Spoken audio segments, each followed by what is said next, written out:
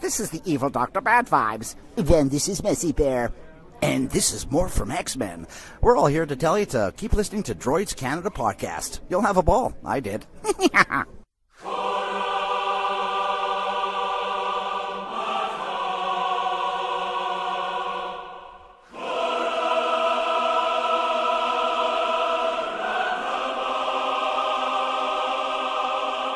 Hey gang, Ralph Garman here. This is Inspector Gadget. Hello, this is Andrew Chalmers, the writer and doctor in Doctor Who Dark Journey.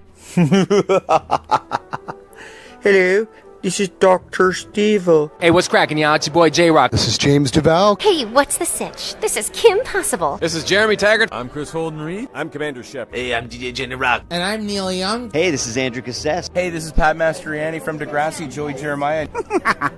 This is the evil Dr. Bad Vibes. Then this is Messy Bear.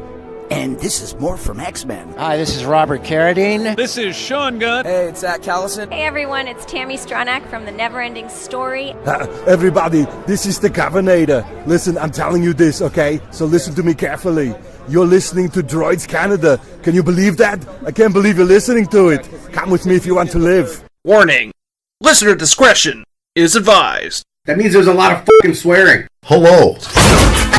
All right, the Con Stranger's found his way to Tri-City SuperCon in Kitchener, and I am here with Mark Meer. So, video games. Video games is what I see on this table here. Now, I understand that you are a voice actor. I am a voice actor and I work in video games. So, have you strictly done video games? I've done a bit of animation here and there, including, of course, the Captain Canuck cartoon, the Prometheus Protocol. Oh, the Captain Canuck. I know we are celebrating everything Captain Canuck here at in Kitchener. Now, how did you get your start in voice acting, specifically in the video game industry? Well, I did it the old-fashioned way. I went to an audition back in the 90s for BioWare. That's a company that I do a lot of work for. I did the Mass Effect Trilogy with them. And previous to that, I worked on a lot of their other games. I did the Dragon Age games with them, the Baldur's Gate games. And in fact, the Baldur's Gate games was some of my first work with them, the Dungeons & Dragons stuff back in the day. Oh, nice. Now, doing that, did you have to go through like an agent to be able to get the auditions? Or was it just a casting call of, you know what, guess what? We're doing auditions for this. What do you think? And kind of showed up, and it's like, you fit the voice. Well, this was the early days of BioWare. And so, of course, it was a straight-up cattle call audition. It was in Edmonton, where BioWare is based. And I was fortunate enough to be able to get in on the ground floor back in the late 90s. So BioWare essentially liked the first audition I did. I did one line in Baldur's Gate 2 in the final cutscene. And that one line they seemed to like enough that they kept hiring me again and again. Now, do you kind of change your voice for every different game that you do? Yeah, a lot of my early stuff with BioWare was sort of monsters and things like that for the Dungeons & Dragons games. And when I first started working on Mass Effect, I was actually doing a bunch of the alien voices. And I was asked during that process to audition for the lead, Commander Shepard. And so that, for the most part, I have been doing sort of more character voices for most of my career, but Commander Shepard is fairly close to my own voice. Oh, that's amazing. Now, how do you feel that, was it Mass Effect is the kind of biggest thing that you've done in the video game industry? Yeah, I would say so. I mean, Commander Shepard is the reason that I get to go to these things and sign autographs, certainly. Now, do you have a lot of people come and sign in the video game covers?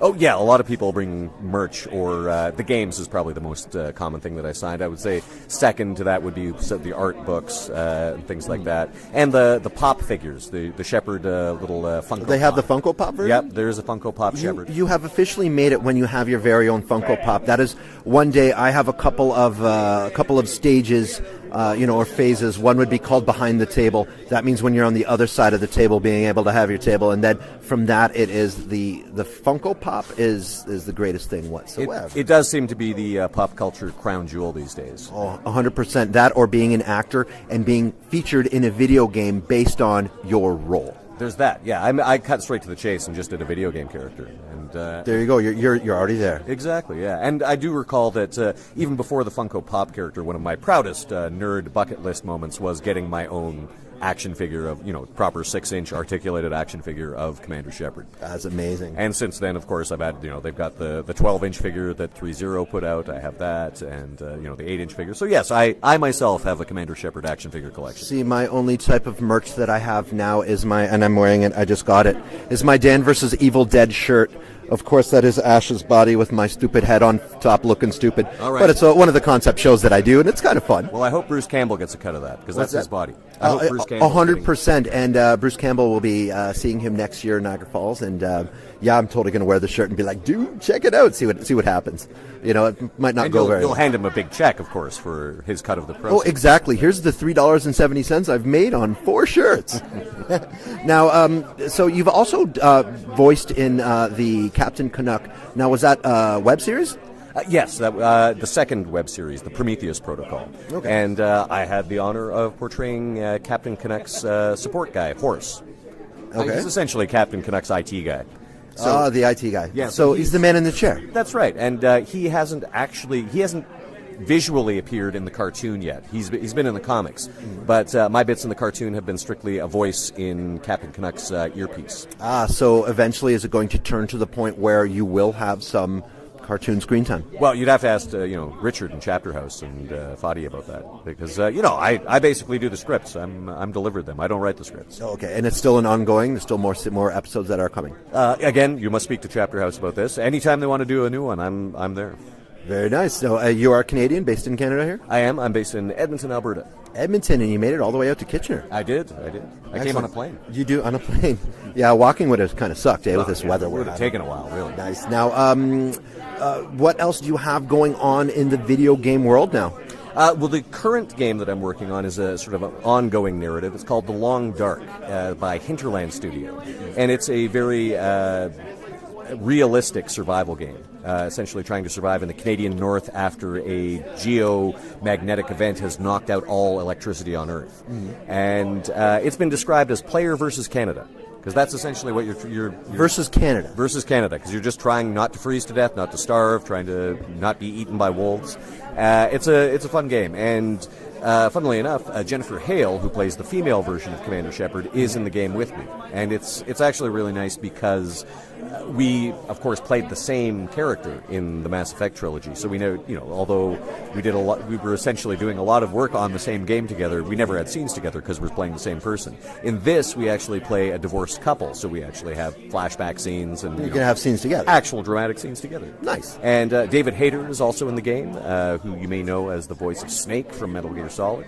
Oh, yes. Yes, and I believe Elias Tufexis, another Canadian actor who you may have seen as Adam Jensen in Deus Ex, and a lot of on-camera work as well in a lot of genre shows.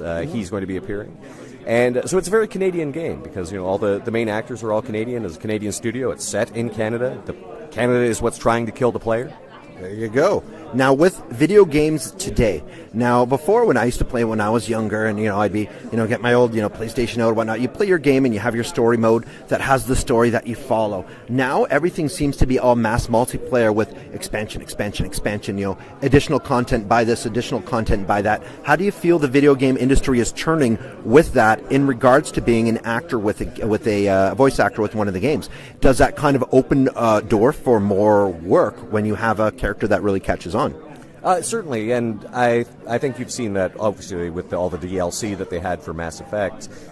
People want to continue the stories. As a gamer myself, I'm a big Fallout fan, for example, so I enjoyed all the DLC that came out for Fallout that let you explore new areas of the world and whatnot.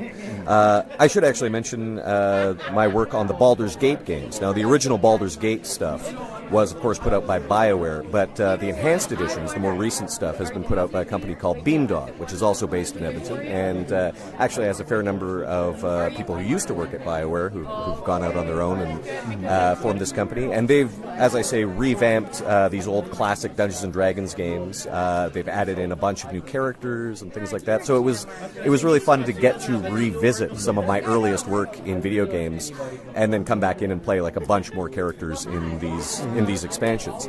And Beamdog has been, doing support for the various old games that they've revamped and spruced up, and I think it's great. All these new content packages, because you're able to go back to, in this case, the Forgotten Realms and revisit that world. I love how the concept of Dungeons & Dragons in the 80s, early 90s, it was something that was out there, but it was massively shunned. And now it's back, and it's not anymore. You have your Vin Diesels coming out. I was like, yeah, I used to play D&D. And celebrities coming out, I used to play D&D. I just got to talk with the gentleman who does the voice of Steven Universe a couple of weeks ago, and he's like, yeah, we play D&D, like just kind of off. And he's that's the thing. Everybody's playing D&D now. It's like everybody who used to play D&D plus a bunch of new players. I've been fortunate enough to get to hang out with a lot of the folks, for example, from Wizards of the Coast itself. I did the big Stream of Many Eyes event in Los Angeles this June, and actually I went to Gen Con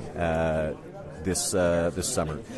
And so it's really great to be able to, again, plunge back into RPGs. I credit Dungeons & Dragons with getting me my start in acting, because that was the first acting I ever did, and the first improvising I ever did, and now I do that sort of thing for a living. You've seen the success of shows like Critical Role and the Maze Arcana stuff, and people are interested in watching people play Dungeons & Dragons, not just playing it themselves. Yeah, human reaction is like one of the greatest things, which is what I do pretty much with his Comic-Cons, is just get reactions from people and just do kind of silly things and whatnot. And that's what it's all about. It's all about having fun. So doors have opened. We have people coming in. I'm not going to take any more of your time.